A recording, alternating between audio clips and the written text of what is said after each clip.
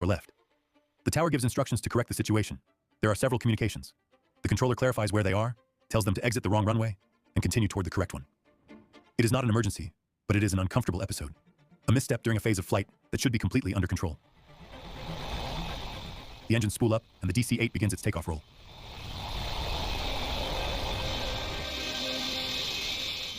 They lifted off without any problem and began their long journey to Japan.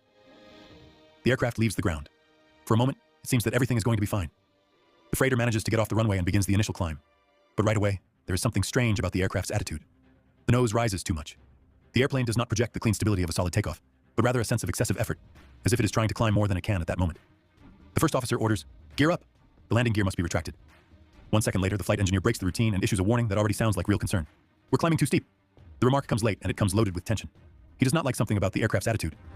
The climb is not clean. It is not comfortable. It is not normal. They are no longer simply taking off. They are entering a dangerous zone.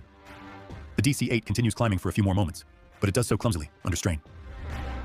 Seconds later, the flight engineer shouts a single word that chills the cockpit. "Stall." At the same time, the stick shaker activates. The stall warning begins to shake the situation just when there is barely any time left to react. Everything unravels. The aerodynamics. The flight to Tokyo never truly gets underway. Very little time passes between power application and impact. Far too little to fully understand what was happening inside the cockpit. All that remains is the certainty that something was wrong even before the takeoff